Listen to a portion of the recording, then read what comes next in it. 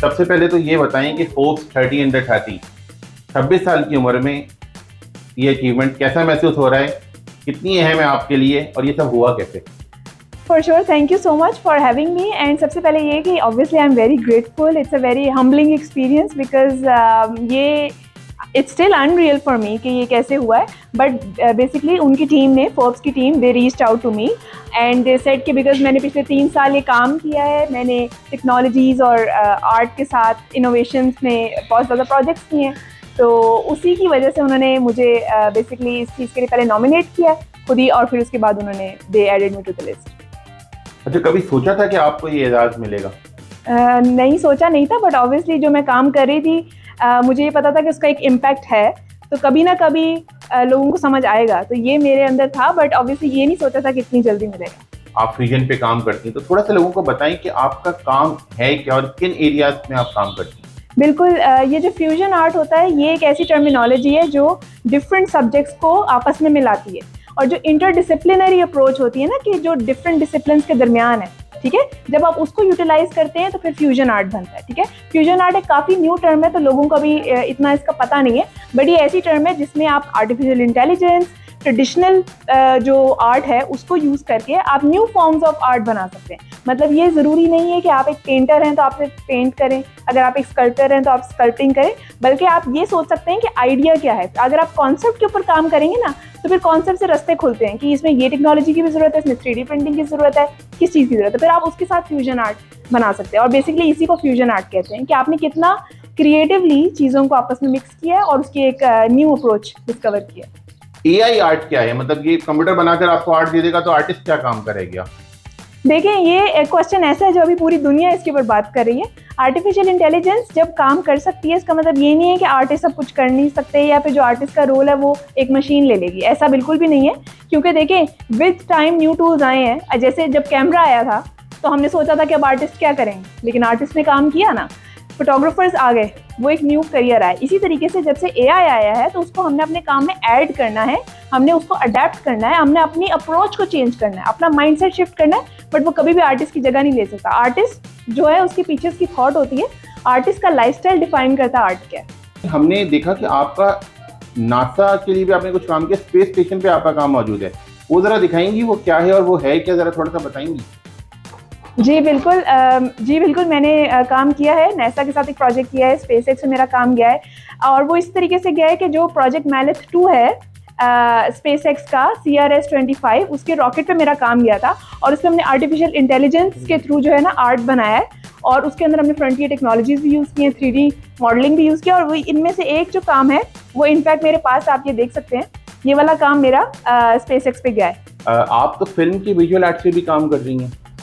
Film के बिल्कुल visual arts पे काम करें, बट वो ये मेन स्ट्रीम फिल्म नहीं है जो आपको दिखती हैं. वो एक मोशन ग्राफिक्स से रिलेटेड प्रोजेक्ट है, जिसपे आप ये सोचते हैं कि जो आर्टिफिशियल इंटेलिजेंस की अभी लिमिटेशंस हैं उसको यूज़ करके आप video art, motion graphics, video effects, जो VFX होते हैं, जो जैसे हम हॉलीवुड की मूवीज़ में देखते हैं, साइंस फिक्शन मूवीज़ में देखते हैं, आप उस तक कैसे पहुँच सकते हैं, या उस प्रोसेस में कैसे बना सकते हैं. क्योंकि आजकल के आर्टिस्ट के पास ये एक्चुअली टूल है, जो कि सबको पता होनी चाहिए बात, कि आप वो जो टूल्स हैं वो आप उसके थ्रू हॉलीवुड लेवल की मूवीज भी बना सकते हैं. और ये टूल्स बहुत जल्दी से मैच्योर हो रहे हैं. बेसिकली हमारे पास बड़े नाम है, वो मार्वल्स हैं और DC है जी. तो आपने वो देखती हैं और आपकी ख्वाहिश है उनके लिए काम करने की? जी, मैंने कुछ मूवीज देखी हैं, और बिल्कुल ये जो भी फिक्शनल मूवीज होती है ना, जिसमें उसका एक अपना वर्ल्ड होता है, जैसे हैरी पॉटर है, ठीक है, मुझे बहुत अट्रैक्ट करती हैं, बिकॉज उसके पीछे एक पूरा थॉट प्रोसेस है, एक बहुत ही इनोवेटिव वो वर्ल्ड क्रिएट करते हैं. तो इस तरह की बिल्कुल मैंने देखी है. एंड मैं चाहूँगी कि एट सम पॉइंट मैं भी इस तरह का प्रोजेक्ट करूँ. हाँ, बट उसमें टेक्नोलॉजी का किस तरह यूज़ हो और टेक्नोलॉजी पे ही बात हो, तो मेरा ये इंटरेस्ट है. अच्छा, आप किसी फिल्म पे भी काम कर रही हैं आजकल, वो क्या है?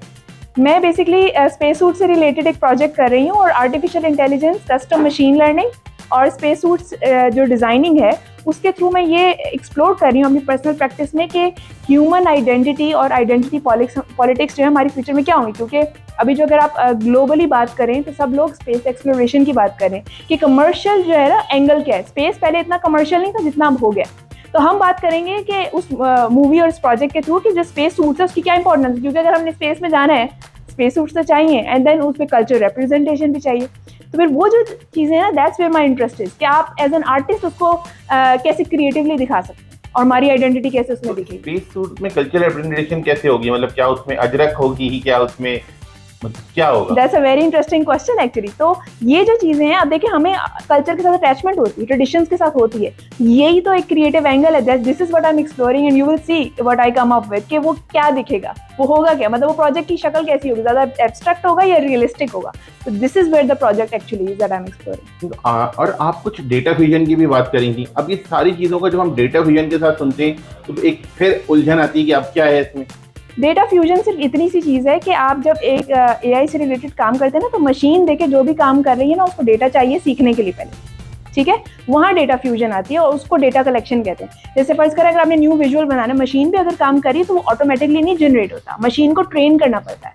मशीन ट्रेन किस पे होती है? डेटा पे ट्रेन होती है। तो जो आजकल के आर्टिस्ट हैं, जनरेटिव आर्ट पे जो भी आर्टिस्ट काम कर रहे हैं इंटरनेशनली, वो लोग पहले डेटा कलेक्शन पे करते हैं काम, कस्टम मशीन लर्निंग पे करते हैं और फिर आर्टिफिशियल इंटेलिजेंस से काम होता है। ठीक है, अच्छा ये बताएं कि ये सारा जो डिजिटल आर्ट वगैरह है आप तो कर रही हैं, लेकिन पाकिस्तान में इनका स्कोप क्या है? मतलब आपने तो क्या और भी लोग आ सकते हैं इस फील्ड में? बिल्कुल आ सकते हैं और आना चाहिए, क्योंकि अगर आर्टिस्ट और इनोवेटर्स इस चीज़ को अडॉप्ट नहीं करेंगे तो कौन करेगा। आर्टिस्ट का काम है कि देखें कि उनके इर्द गिर्द क्या नई चीज़ें हैं और उससे इंस्पायर होकर काम बनाएं। और ये तो हमारी न्यू रियलिटी है। आपको पता है आर्टिस्ट तो इंस्पायर होते हैं अपनी सराउंडिंग से, वो सेंसिटिव होते हैं ना। तो आई थिंक कि ये एक ऐसी चीज़ है जो एक तरह से इशू भी है कि लोग थोड़ा कंफ्यूज है ना कि एआई की वजह से हमारा फ्यूचर क्या होगा। तो आई थिंक ये एक बहुत इंपॉर्टेंट सब्जेक्ट है जो लोगों को हाईलाइट करना चाहिए, स्पेशली इमर्जिंग आर्टिस्ट को। अच्छा आखिर में ये बताएं कि जो नए लोग आना चाहते हैं इस शोबे में, वो लोग जो अब अपनी मिड लाइफ में पहुंचे, क्या वो भी इस फील्ड को ज्वाइन कर सकते हैं? बिल्कुल कर सकते हैं, इसकी तो कोई लिमिट ही नहीं है। एज तो बिल्कुल भी एक नंबर है, तो आई थिंक कभी भी आप कर सकते हैं काम। और नए आने वाले लोग किस तरह करें, कहाँ से शुरू करें? वो सबसे पहले रिसर्च करें, क्योंकि ऑब्वियसली अगर आप न्यू नॉलेज नहीं लेंगे तो कुछ नहीं होगा। और यहाँ के पाकिस्तान में इंस्टीट्यूट्स अभी अनफॉर्चुनेटली नहीं है जो आपको ट्रेन करें। आपके अभी एजुकेशन में इतना काम नहीं हो रहा है यहाँ, बट क्योंकि आपके पास इंटरनेट है और आप रिसर्च कर सकते हैं, you should do it and then आप उसको अपनी प्रैक्टिस में डालना शुरू करें। No one should stop you, especially artist. मैं बार बार ये कह रही हूँ कि इनोवेटर्स तो ये चीज़ स्टार्ट करेंगे बेसिकली। अच्छा आखिरी सवाल, टेक्नोलॉजी जो है वो हमारे यहाँ खवातीन का शोभा नहीं समझी जाती, आप आर्टिस्ट होते हुए टेक्नोलॉजी में कैसे घुस गई? ये एक्चुअली बहुत अच्छा क्वेश्चन है और मैं टेक्नोलॉजी में इसीलिए आई हूँ क्योंकि मुझे हमेशा से इंटरेस्ट था, मेरा पर्सनल इंटरेस्ट था, पैशन है कि मैं न्यू टेक्नोलॉजी के साथ काम बनाऊँ और उसी के थ्रू उसकी लिमिटेशंस को एक्सप्लोर करूँ कि कहाँ उसकी लिमिट है और उससे आगे एक आर्टिस्ट उसको कैसे पुश कर सकते हैं। ये मेरा शौक है। तो आई थिंक ये इतना मुश्किल नहीं होना चाहिए किसी के लिए भी, बिकॉज अगेन आजकल एक्सेस है। मेरे लिए शुरू में बहुत मुश्किल था, बट अब क्योंकि मैं इस तरह के प्रोजेक्ट्स कर चुकी हूँ काफ़ी, तो अब मेरे लिए थोड़ा ईज हुआ है।